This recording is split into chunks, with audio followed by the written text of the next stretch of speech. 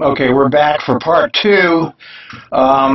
We ended with Warner's little speech about how TriMet is doing everything the protesters wanted. You know, it's Warner. What do you expect? 24th to order, and we'll start with our board reports, which is, the first is Director Bauman. Can you please give us a report on the Committee on Accessible Transportation? Yes, thank you. Good morning. The CAT met on May 17th, and this is a short report on the highlights of the business meeting. Lieutenant Rachel Andrew provided an update on the transit police activity and responded to CAT member questions. Claudia Robertson, the CAT Vice Chair and Nominating Committee Facilitator, presented recommendations for appointment for CAT membership for terms beginning July 1st of this year, and the CAT passed a motion to approve the nominating committee's recommendations as presented. And the CAT's recommendations will be forwarded to the General Manager for consideration for appointment. Next, there was a presentation about capital projects by Michael Kaiser.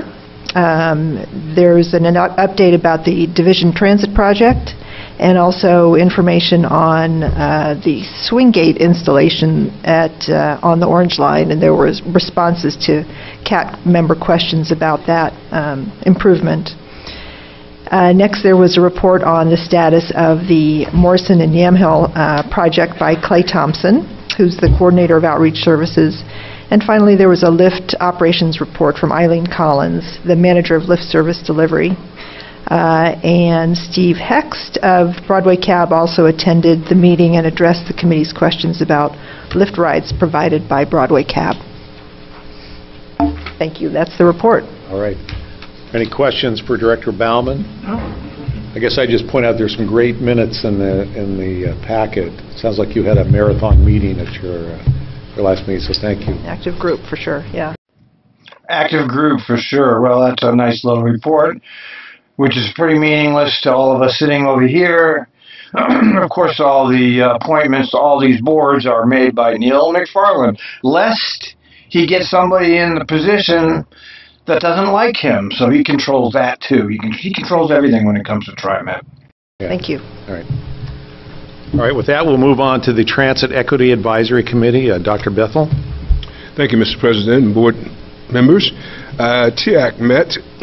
Discussion on the House Bill 2777 with the administrative option, which you've heard a little bit about this morning, and questions about what are going to be the policies, what would be the fines, and etc. if it does become an administrative option. Secondly, there was concern expressed around the HOP Fare Pass program, that we wanted to make sure that there is customer awareness, personnel, and training is done in a good way so that people do have the understanding. We've heard a lot this morning, and there was also raised in TIAC about the deployment of transit police, the trauma of people passing through the Rose Quarter Transit or other places where they've encountered transit police. That transit police is on a fishing expedition looking for people with warrants or exclusions, running ID checks such as they've mentioned about immigration and things like that. I've also heard raised this morning again about participatory budget process from members of the community. That is about it. Well, nice to hear those people over there, whoever they are. I don't know. Those meetings aren't broadcast anywhere. They should be, but they're not. So it makes me wonder. TriMet doesn't record those and put them up, so they must be good. They don't want us to see them. But they're talking about the same thing that all the protesters were. Of course, they're just another committee that has no power. Okay, they can talk all they like. It ain't going to do any good. Without repeating in the others, but I would like to offer, and again for TIAC, as we talk about transit equity, and I know many of our testifiers this morning has left. The one way to get education and information is to stay and hear the board's discussions, interact at those times, and I think we will then begin to work towards a better understanding. Whenever one works on their own understanding without including the understanding of others. What a crock of shit. You stick around and listen to them drone on about how great TriMet is. They're not going to stick around and listen to you. And as we already know, all the board members that were present all supported the police station. So there's nothing to listen to. We know who you are. You're sock puppets. We don't want to hear you because we know who you are. And you only represent one person, Neil McFarland. We always get left with one opinion, and that's mine. Thank you. Thank you, Dr. Bethel.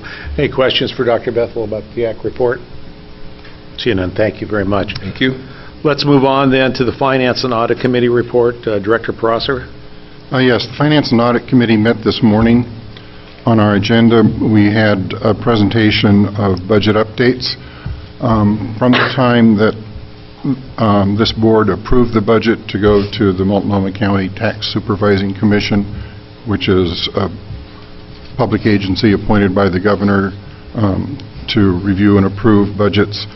And today, the day we will adopt the budget. Okay, I was been wondering who those pinheads were that reviewed the budget, and I did a video on that. You know, they ask a question and then they said, I wonder who they were. Well, they're another Governor Brown appointed board. You see how all of this stuff is controlled by the same people. It's either Neil McFarland or Kate Brown. And those two, we've seen the pictures of those two kissing each other. Yeah, it's a joke. It's all insiders controlling this process. There have been a number of changes to the budget. Most of these are technical in nature. There's a chart that actually is in our board packet that details what they are. Primarily these reflect carryover of capital projects that were planned for the fiscal year we are in and did not get completed, and so will be completed next fiscal year, so we need to get the money over there. And some same thing with some bond proceeds.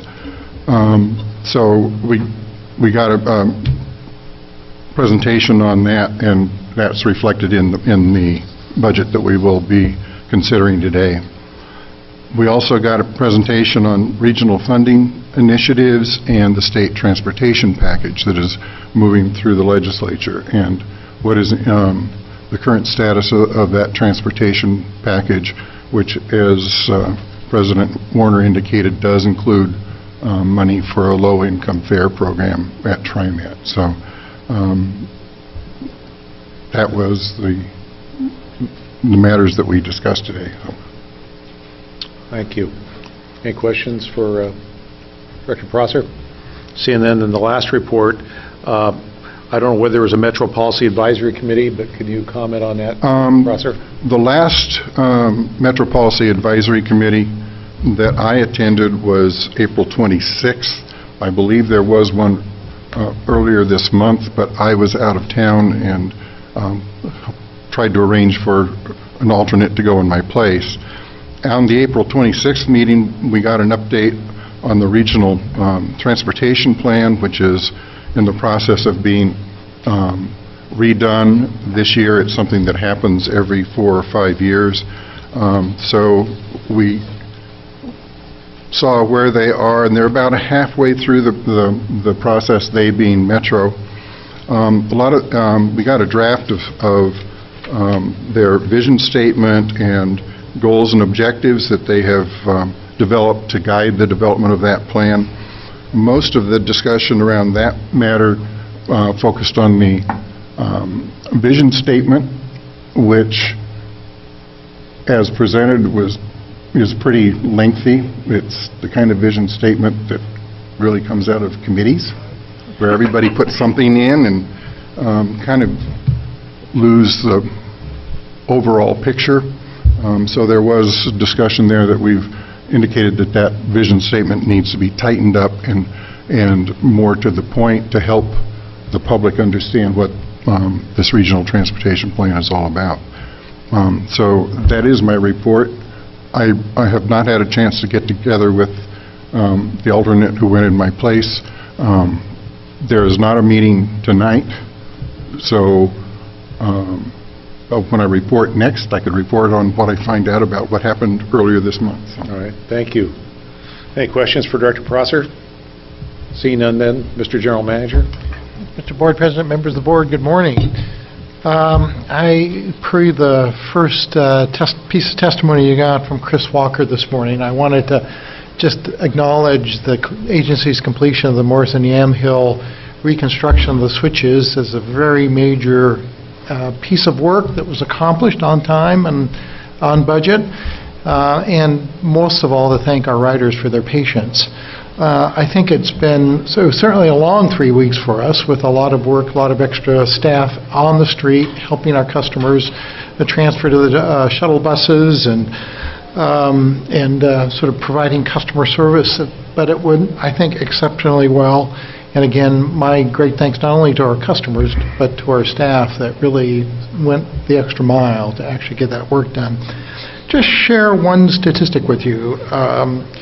We received 72 calls at our call center about this topic, and 33% of those commenters were compliments to TriMet for the work that went on. So I think that just sort of begins to...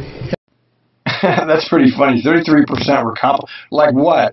Oh, thanks for delaying me. It's okay. Well, we know you had to get the work done, so we love you.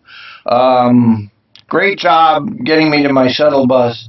And it's 33% were compliments, which means 67% were not compliments. I mean, I haven't seen any improvement in the MAX performance. So that remains to be seen whether it actually will improve anything. I mean, we don't have any idea whether these things that they're doing are actually necessary. Sometimes I think they just keep feeding the monster. I know that's an outrageous thing to think, but I don't think it's out of the realm of possibility. Indicate. We did have some bus overloads earlier that we had to respond to. We had lots of little fine-tuning adjustments that particularly took place during that first few days of the shutdown. But again, overall, I think a very successful effort and really the heart of our system. So again, thanks to the TriMet staff.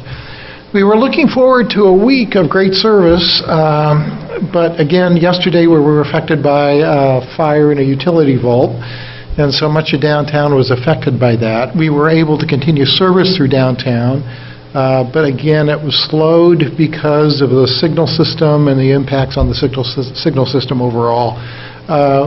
We're happy to be back to normal as of last night and through this morning. Turning to ridership, we carried 8.2 million rides on the TriMet system last month, and the month did show about the same trends you're quite familiar with, which is that we have seen either flat or actually increasing ridership during the peak hours and reduced ridership during midday and weekends. And so overall, the month was down about 4%. Wow, 4% decline in ridership. That's pretty big decline. Wow. Just to note that the peak hours were up. We actually saw pretty healthy increases in MAX and particularly for the Orange Line. So with that, what I wanted to do was transition to the quarterly performance indicators that call up Doug Kelsey. And we can certainly probably elaborate on the ridership issues associated with that. So.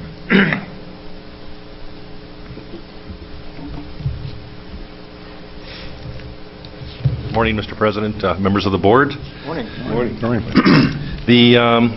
Again, the report typically is divided into sort of three key sections. The first section of my report to you this morning will speak specifically about the vehicle and the overall system reliability.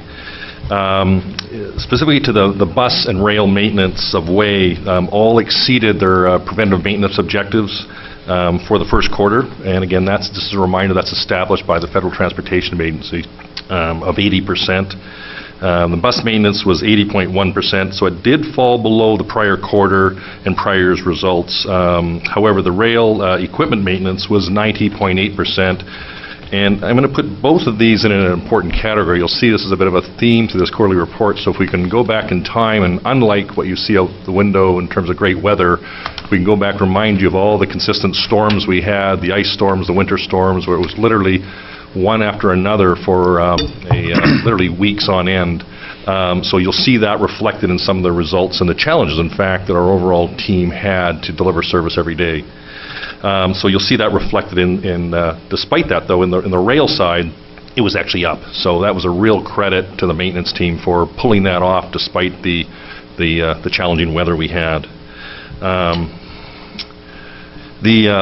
think something that is important here, despite the challenging weather, all critical safety preventative maintenance were met.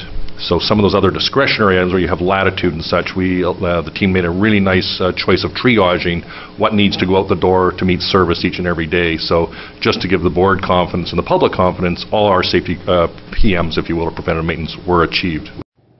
I guess you forgot to mention that they had tremendous difficulty getting the ice off the MAX platforms. They didn't do it until the end of the events, which is excellent. As reminded, one of the public comments this morning was about the reliability of our ticket vending machines. Well, pleased once again to report to you it's 100% reliable for the last quarter, which is a tremendous achievement. He just said 100% reliability of the TVMs. Well, guess what? That's a bold-faced lie he just told, because I've heard the calls. You can go through my Twitter feed and you'll find the calls where they were out of TVMs or the validators are out of service. I've seen the tweets. Yes, it has vastly improved from years gone by. That's obvious, but it's not 100%. So why is he lying? Okay, you tell one lie, that means everything else he's saying is suspect. Well, so the equipment is performing very well. In terms of bus mean distance between failure, we're seeing a significant decrease here, 15.7% over this quarter. Again, this is very much attributed, this is one of the categories to the weather we faced. So as the buses came in, broken chains, all those kind of things that come with really, really challenging weather. So I think we're already seeing the uptick now as we look forward to the more appropriate weather that the agency is facing now. Another contributor to it was also the fact that we're actually running to meet service requirements. We also put out a bunch of buses that were at the back end of their life that were, almost at the disposal side. We brought those back into service to help us meet the full requirements of running the most optimal fleet we possibly could. So that would be part of the mean distance between failure calculation, sort of below the numbers, if you will. In terms of MAX, mean distance between failures, it really had a strong quarter performance. It actually increased by just under 22% in its performance over the previous year, and just over 9% over the previous quarter. This area has shown some definite improvement. However, we do know there's a significant long journey to go to really keep building on the long-term mean distance between failure of their overall fleet and infrastructure, particularly on the fleet side. We have no way to verify any of this. I hear plenty of trains breaking. There's plenty of light rail fails. How do we know? We have no way to verify anything he's saying. I don't know. I mean, I haven't noticed anything that was... every day there's light rail fails, okay? So I don't know what he's talking about. An example of areas where we're looking to try and, if you will, rewire some of our processes, we're looking at applying things like Lean and Six Sigma. So we're actually piloting some of those examples of looking at processes and how do you carve out productivity in real measurable terms, including returns on investment for productivity, net present values, things of that nature, where it's not just about productivity, it's about how you translate that into real meaningful outcomes and new wired effectiveness for the organization. So we're hopeful through that pilot that we'll be able to expand this. See how he's really good at talking in buzzwords, but you never really get to the meat of what is he trying to say. He's using all these buzzwords and talking, and who the hell knows what he's talking about? Further throughout the agency as a way of doing business, if you will. Maintenance attendance overall, it was basically flat over the last quarter of 93%. In terms of service delivery, overall MAX and bus service increased from the previous quarter. The bus did decrease by 0.6 over the previous year. The West commuter rail system rebounded back from the previous quarter back to 96%. So I think it's back in that top tier performer if you're looking at that 95 plus band, if you will. So, but West is back to where I think we all know it to be on a regular basis. Bus on-time performance, they've developed a pretty comprehensive improvement plan to build already on a pretty reasonable bus on-time performance score, if you will, in the lower 80s. Again, we've set our target that 84+% range, and in fact, over the last 30 days, we're tracking about 85%, if you will. So we're steady progress. It will take quite a while as we work. Unlike rail, where we actually control the direct infrastructure, not just what runs on top of it, we have to work with our really critical partners as well on top of the things that we know we need to do as well to help serve our customers better. I did have a look at the numbers in terms of if you take out the on-time performance for the bus with a significant, the bus on-time performance would actually be tracking about 84%, or a 2% net increase of where we were without the weather involved. So weather clearly did have an impact on us. In terms of MAX on-time performance, it has increased from in Q1 of 16, quarter one, from 81.6%. It's now tracking this last quarter to 83%. In fact, the last 30 days rolling as of this morning, we are literally at 91.0% on-time performance for the last 30 days rolling, including the MAX, the Morrison-Yamhill disruption. So, as Neil referred to earlier, a real thank you to the team for dealing not only with the complexities of significant disruption in the downtown core, but also the challenges of service on top of that. Sometimes we have disruptions in service that go with the disruption itself in construction. So a pretty complex orchestra to pull off every day if you kind of zoom out to the broader network level. So a real thanks to the team for this. West on-time performance, again, from 92.9% to 96%, or a 3.7% increase. Employee attendance has shown a decline about 1.4%. I think one of the things was we dug into the numbers. This is the long weather patterns, not that. Yeah, blame the lack of attendance on the weather, or it might have something to do with the constant harassment that they are under your management, Kelsey. Do you ever consider that, you know, every time you whip somebody, you're ruining their morale and making them less likely to show up? But oh no, but we'll blame it on the weather. I don't trust this guy. He's just too much of a fast-talking, polished career technocrat. Any individual day had an effect, but there was a real durability side to this weather pattern over this last winter that I think all employees who were involved in the operating and delivery of daily service, I frankly are still feeling some of that residual challenge and pain. So it really took a lot out of people. Boarding rides per hour increased last quarter by 2.2%. And the overall bus boardings are up 3.8%, but down 4.5% over the last year at this time. And bus boardings around the nation, in fact, we were just at a recent conference in Montreal. In fact, it was one of the topics was the broader challenge of ridership, particularly on the bus network throughout North America, for the exception of, I think it's about 7 properties. So this is an area we need to continue to really focus and dig in on how do we manage and turn that around to a positive outcome. West boardings per ride per revenue hour, they're flat and up 2.2%. The third section of my report in terms of operator support, the annual training we provide, we are actually well ahead of schedule for this year, more so than other years, for both bus and rail. We expect this to be complete probably by the end of next quarter, so for the full year. So we're really pushing this ahead. And just a couple statistics, particularly on the rail side, we'll talk a little bit about the safety rail violations a little bit later. But as an example, last year at this time, we had 4 trainers on rail. We are now up to 9, and over the next 3 weeks, we'll have another 3. So we will be up to 12 dedicated rail trainers. In comparing year over year, the actual number of observation-based training to get out there and help our operators, support them, We know we have to, particularly those first few months and first few years are really critical, and we need to do more of that. Our observation-based training year over year for the last 90 days is up over 60%. So we're really trying to put some efforts at this. Do we need more?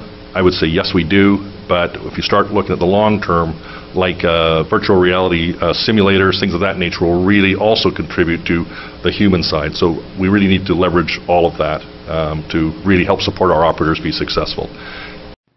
Yeah, how do you like that, rail operators? They're going to have a whole army of people in white shirts watching what you're doing. Sounds great, doesn't it? And we are seeing the results of the operators by spending time in the seats, if you will, and their actual results improving. We still have work to do, though, but there is good progress coming.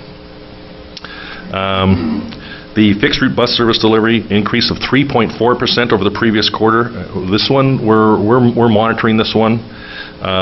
When you look at, compare it to accommodations, as you'll see later in the report, the accommodations you can see are very much up, and it's a real tribute to the operators we have out there, particularly during the adverse conditions. Some of the heroics that these individuals performed on all of our behalf are exemplary and frankly second to none. There's some amazing stories that are coming out right now.